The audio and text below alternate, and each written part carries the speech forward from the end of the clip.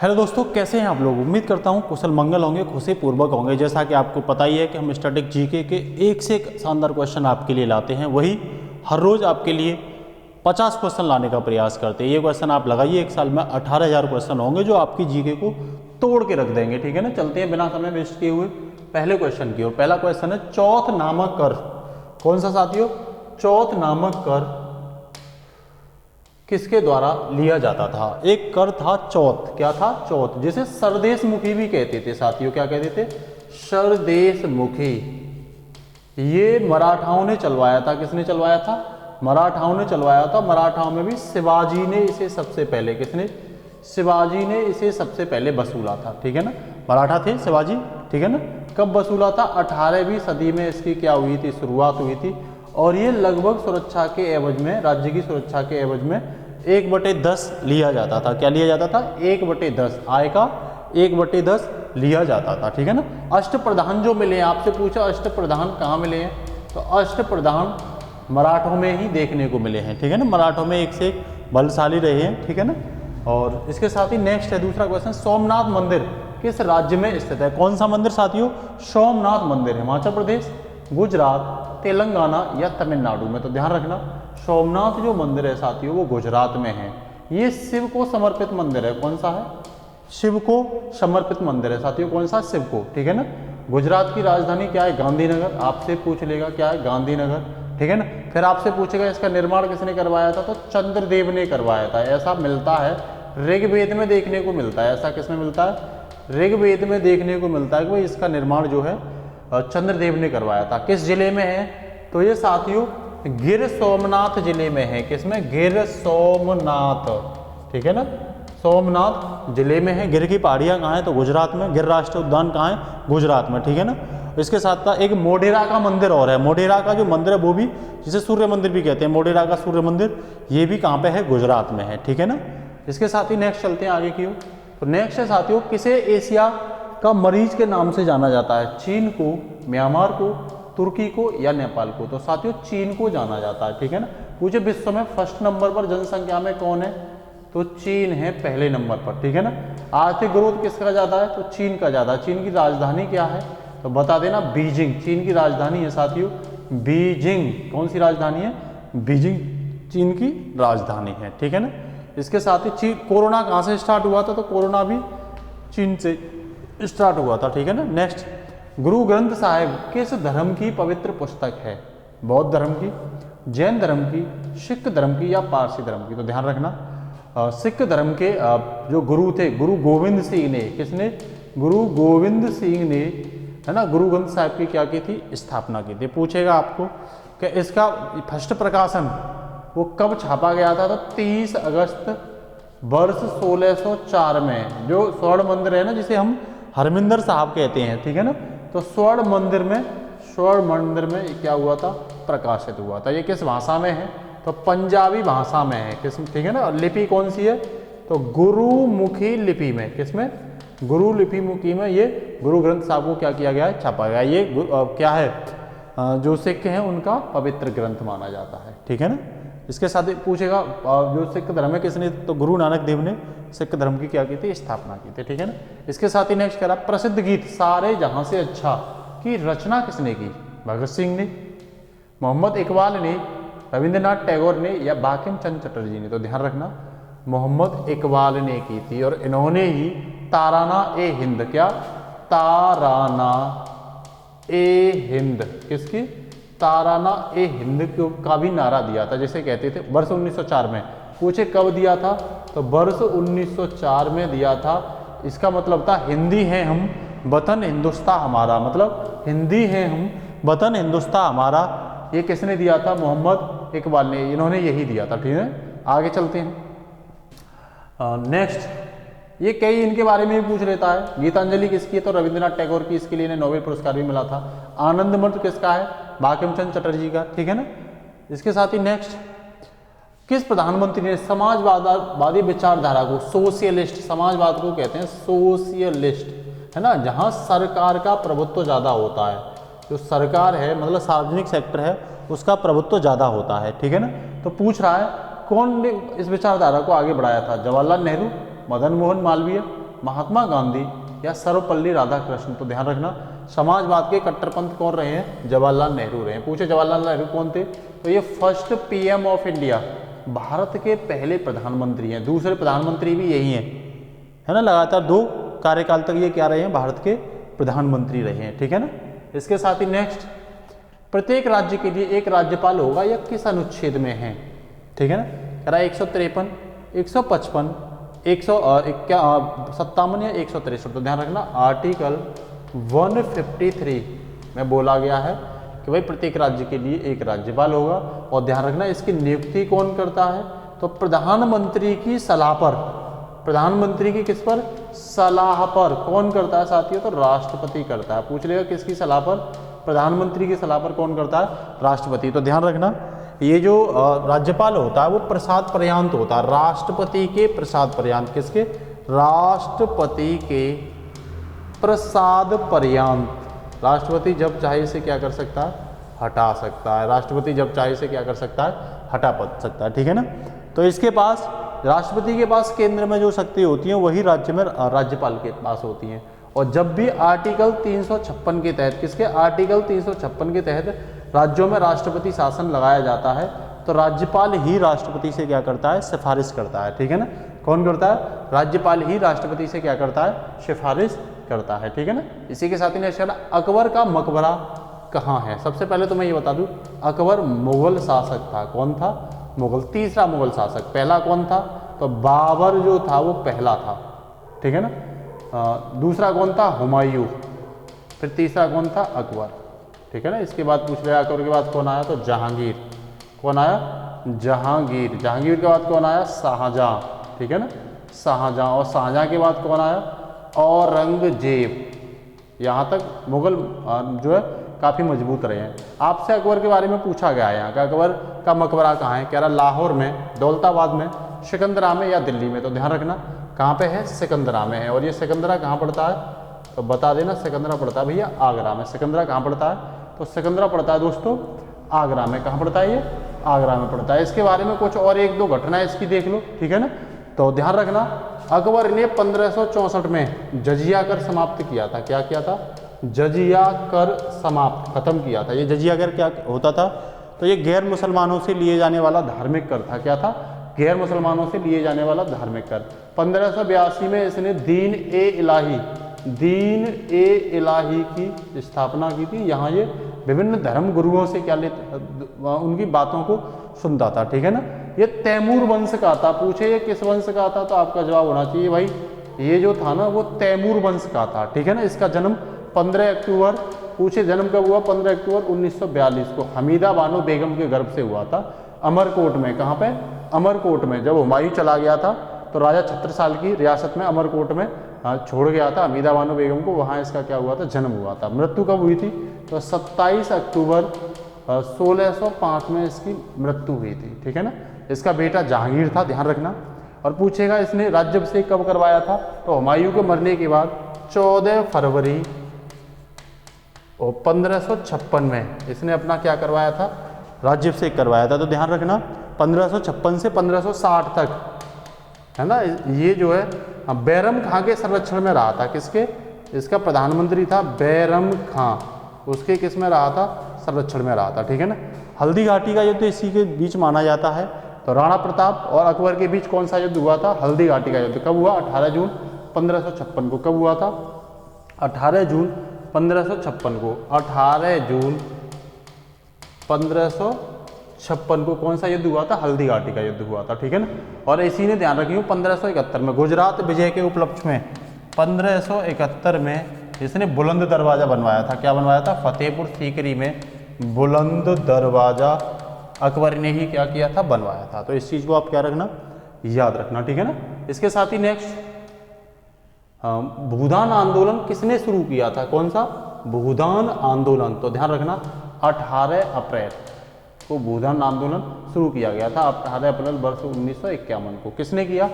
आचार्य विनोबा भावे, बाल गंगाधर तिलक, चंद्रगुप्त मौर्य या लाला हरदयाल। तो ध्यान रखना ये संत आचार्य विनोबा भावे ने किया था। और इनको पहली बार जो भूमि दान की गई थी वो पोचमपल्ली एक गांव पड़ता है तेलंगाना में, ठीक है ना, यहाँ पे भूदान आंदोलन का आंदोलन, मतलब जिन लोगों पर एक्स्ट्रा भूमि थी वो दान करें जिससे कि और लोगों के काम आई वो भूमि, ठीक है ना। तो बाल गंगाधर तिलक को आप जानते ही हो, गर्म दल के रूप में जाना जाता है। होम रूल लीग की स्थापना अप्रैल 1916 में इन्होंने ही की थी। कब की थी? अप्रैल 1916 में, ठीक है ना। दो होम रूल लीग थी, एक मद्रास होम रूल लीग जो एनी बेसेंट ने बनाई थी और इन्होंने पुणे होम रूल लीग बनाई थी, ठीक है ना। तो इसके साथ ही चंद्रगुप्त मौर्य को आप जानते ही हो, ये मौर्य वंश का संस्थापक था, है ना। इसका प्रधानमंत्री कौन था? कौटिल्य। तो इन्होंने गणानंद को हरा करके मौर्य वंश की स्थापना की थी, है ना। सम्राट अशोक जो था वो इसी के शासनकाल का था, मौर्य वंश का, जो सम्राट अशोक माना जाता है, ठीक है ना, जिसने मतलब बौद्ध धर्म की स्थापना की थी। लाला हरदयाल को, ठीक है ना, गदर पार्टी के रूप में जाना जाता है। गदर पार्टी की स्थापना पूछे तो लाला हरदयाल ने ही की थी, ठीक है ना, भारत से बाहर। इसके साथ ही नेक्स्ट अगर मैं बात करूं, पृथ्वी 1 घंटे में कितने देशांतर घूम लेती है? तो ध्यान रखना, वो पृथ्वी जो है, मतलब ये पूरी 360 मतलब पूरी 360 घूमती है पृथ्वी। कह रहा है कितने देशांतर घूमती है? तो ध्यान रखना 1 घंटे में पृथ्वी जो है वो 15 देशांतर घूमती है। कितने घूमती है? 15 देशांतर। कितने घूमती है? 15 देशांतर। क्योंकि एक देशांतर घूमने में उसे, ये 360 देशांतर होते हैं, एक देशांतर घूमने में उसे 4 मिनट लगते हैं। कितने मिनट लगते हैं? 4 मिनट लगते हैं, ठीक है। तो 1 घंटे में कितनी मिनट होती है? 60। तो 60/4 मतलब 15 देशांतर घूमती है पृथ्वी। कितने में? 1 घंटे में, ठीक है ना। तो 1 घंटे में 15 देशांतर घूमती है। कितने घूमती है? 15 देशांतर, ये आप याद रखना, ठीक है ना। 360 ही तो घूमना होता है, यहीं से आप लगा लो ना, उसे 360 घूमना होता है। तो 15 देशांतर 1 घंटे में, तो 24 घंटे में कितने देशांतर घूमेगी? 360। कितने घूमेगी? 360 देशांतर घूमेगी, ठीक है ना। और ये क्या है? पूरा 360 देशांतर। इसी के साथ नेक्स्ट चलते हैं। संविधान के प्रारूपी समिति के चेयरमैन या अध्यक्ष कौन थे? राजेंद्र प्रसाद, डॉक्टर भीमराव अंबेडकर, पंडित जवाहरलाल नेहरू या महात्मा गांधी, ठीक है ना। तो ध्यान रखना, संविधान की सभाओं से महात्मा गांधी को तो कोई मतलब रहा ही नहीं है, ठीक है ना। और जो संघ से रिलेटेड समिति थी उसके डॉक्टर जवाहरलाल नेहरू थे, ठीक है ना। तो प्रारूपी समिति या ड्राफ्टिंग कमेटी कहते हैं, इसके अध्यक्ष कौन थे साथियों? तो इसके अध्यक्ष थे डॉक्टर भीमराव अंबेडकर। इसकी एक ट्रिक है, इसमें कुल 7 सदस्य थे। कितने थे? 7 सदस्य थे, ध्यान रखना, प्रारूपी समिति में, ठीक है ना, अध्यक्ष सहित। तो इसका एक ट्रिक है, अंबेडकर आए मित्र मुंशी कृष्ण प्रसाद खेत। कहाँ अंबेडकर आए?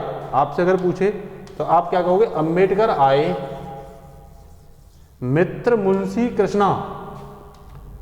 अंबेडकर आए मित्र मुंशी और कृष्णा साथ कहाँ? खेत। तो देखो, अंबेडकर से मतलब है, इसके सदस्यों की संख्या बता रहा हूँ, डॉक्टर भीमराव अंबेडकर थे।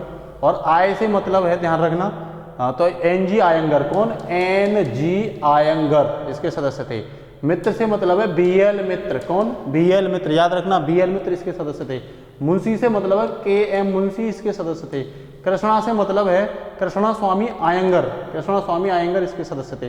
साथ से मतलब है सैयद मोहम्मद साहदुल्ला। सैयद मोहम्मद साहदुल्ला। और खेत से मतलब है DP खेतान। कौन? DP खेतान। ध्यान रखना, DP खेतान की जगह बाद में TT कृष्णाचारी बने। TT कृष्णामाचारी बने, ठीक है, किसकी जगह? DP खेतान की जगह। और BL मित्र की जगह N माधवन बने थे। कौन?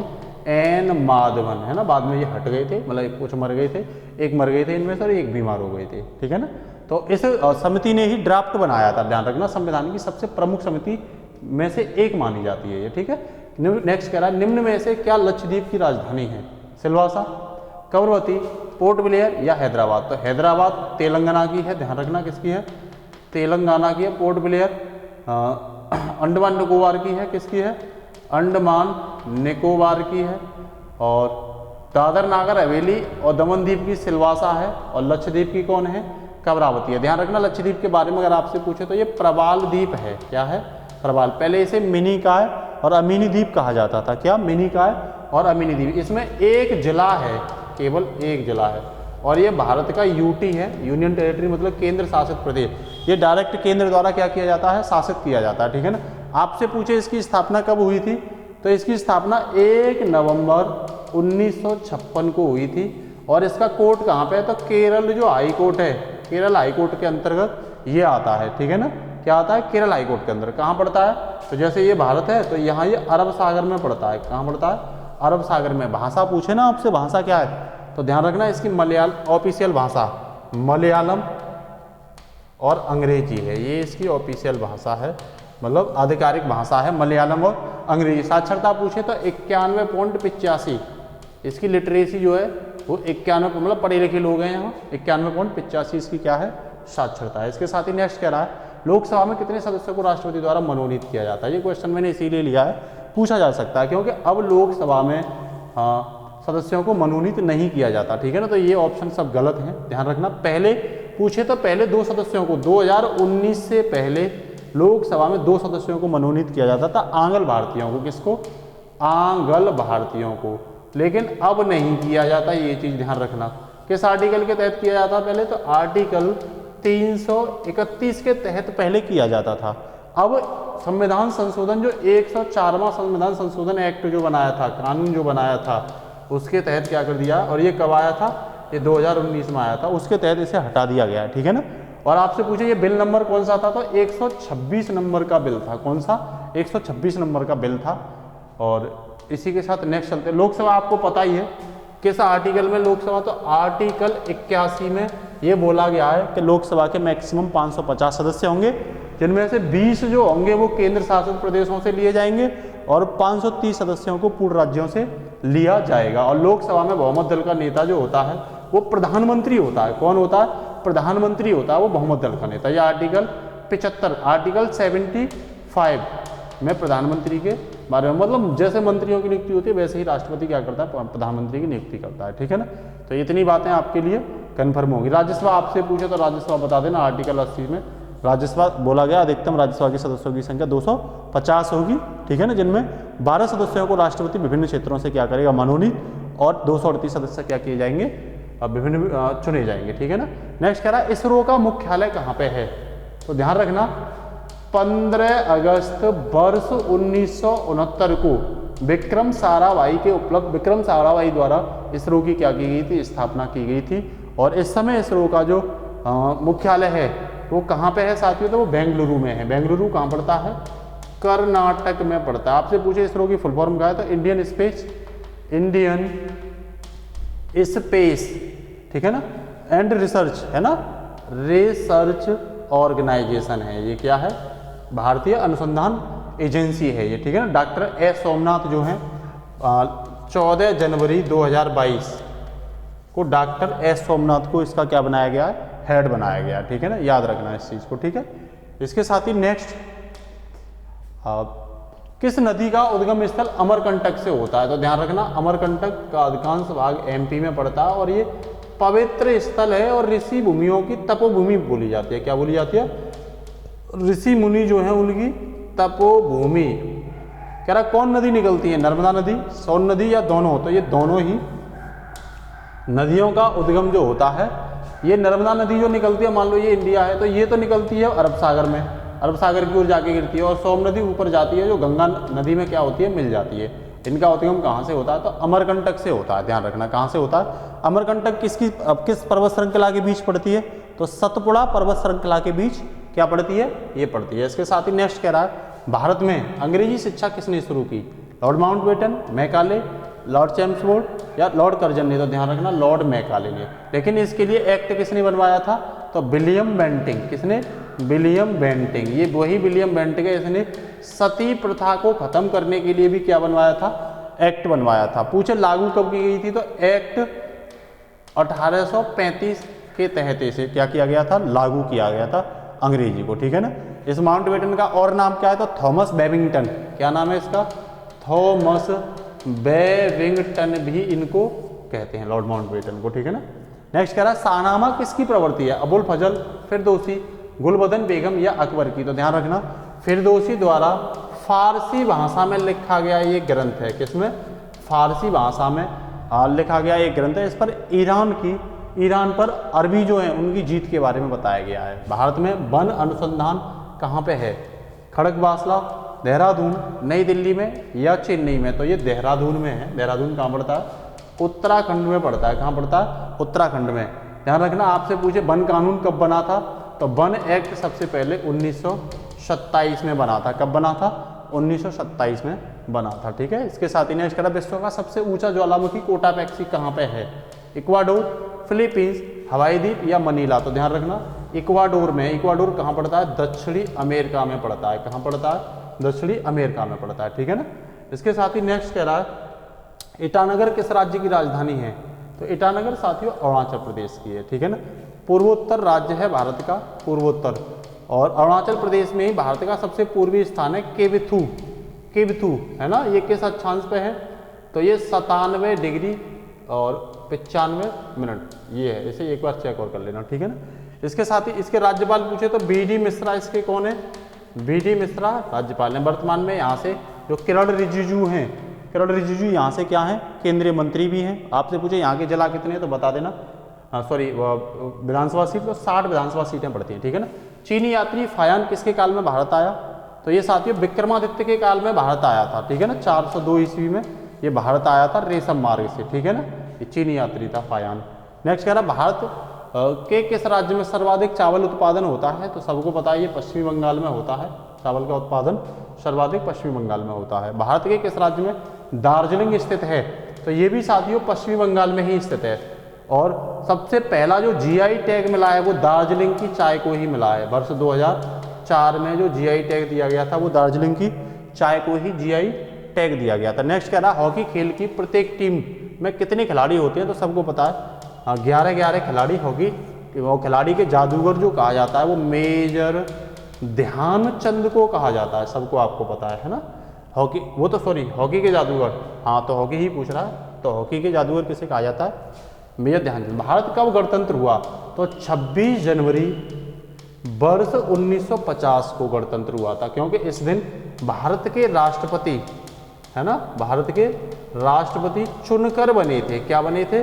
चुनकर। तो जिस देश का मुखिया चुनकर बनता है उसे रिपब्लिक कहते हैं, गणतंत्र कहते हैं। ठीक है ना। इसी दिन संविधान को पूरी तरीके से क्या किया गया था? लागू भी इसी दिन संविधान को किया गया था। ठीक है ना। नेक्स्ट कह रहा महात्मा गांधी का जन्म किस वर्ष हुआ? तो 2 अक्टूबर 1869 में हुआ था। कब हुआ था? 2 अक्टूबर 1869 में गुजरात के पोरबंदर में हुआ था। किस में हुआ था? गुजरात के पोरबंदर में। ठीक है ना। तो इनके बारे में कुछ बातें, जैसे महात्मा गांधी ने 22 मार्च 1908 को पहली बार सत्याग्रह शब्द का क्या किया था? यूज किया था। ठीक है ना। ये अफ्रीका से कब लौटे थे? तो 9 जनवरी 1915 को अफ्रीका से महात्मा गांधी वापस आए। इन्होंने कांग्रेस के एकमात्र अधिवेशन की अध्यक्षता की थी 1924 के बेलगाम अधिवेशन। बेलगाम कहाँ पड़ता है? तो कर्नाटक में। आपसे पूछ लेगा इन्होंने ब्रह्मचर्य की शपथ कब ली थी?